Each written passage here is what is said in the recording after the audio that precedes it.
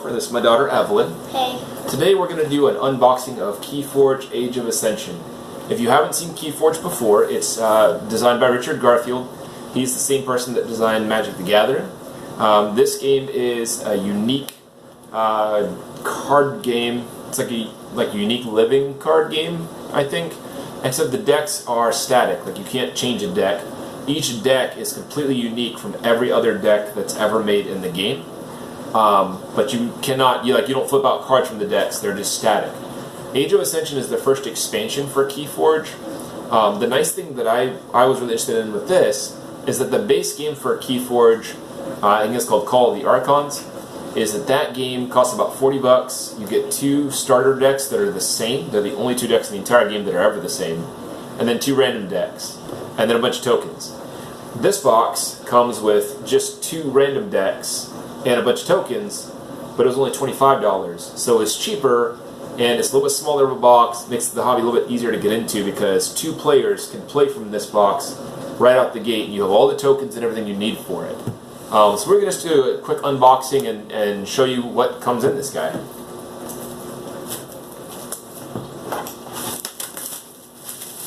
Cut our plastic off there. I'm going to tilt the camera down a little bit so we can see what's in here.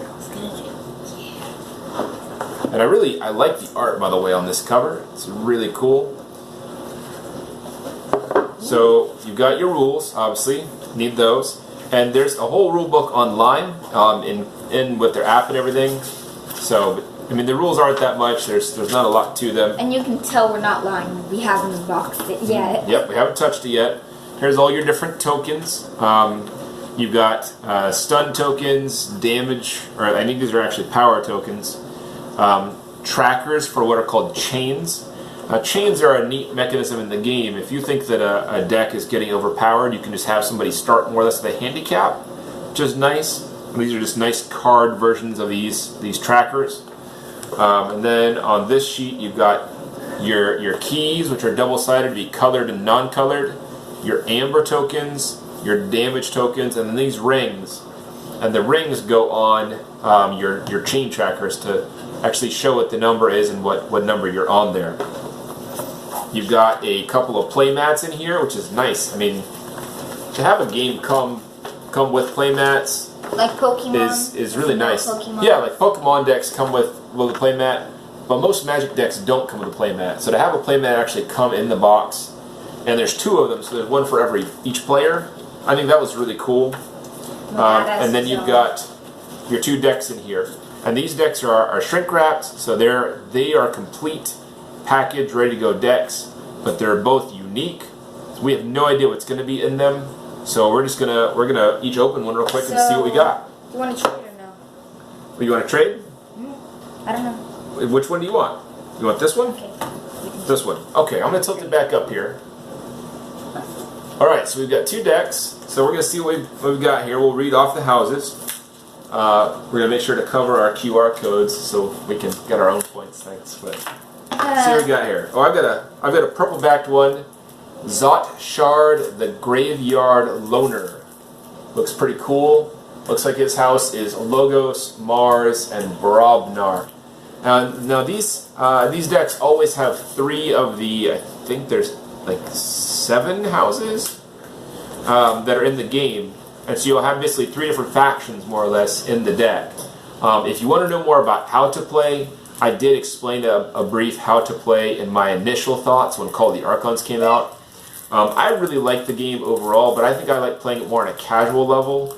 As a note, there is like a steep metagame where people go online and pay tons of money for decks that only cost $10 normally because they're hunting for that deck.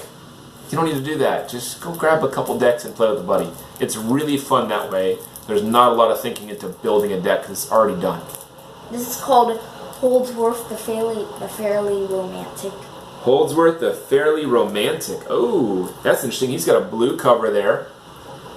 And we've got Sanctum, Brobnar, and Sanctum Untamed and Logos. So yeah, so both of these decks don't have a single faction that line up. So these would be very different decks to play against each other. Logos, your Logos, you don't want to be Logos? Well, I was wanting to actually switch decks because that looks a little cooler. You like the purple backing? I don't know. I kind of like the purple backing too. Yeah, it looks pretty cool. I'm sure we'll end up playing with both of them. But yeah, so that's a pretty neat little package for $25 to get everything you need and some extra nice things you don't really need but are super cool to play this game straight out of the box. And like I said, you have 2 decks. You can take these decks and go play against somebody else who has just a single deck. You can throw more decks in your box. That's probably what we're going to do, so we've got some extra decks anyway. And so it just makes it so you can store your game, your living card game, on the board game shelf with all your other board games. So there you go. That's just a quick unboxing for Keyforge Age of Ascension, the 2-player starter pack. Thanks for watching. If you like what you see, click on one of the links you'll see here. Subscribe if you like. We'll catch you next time. Bye.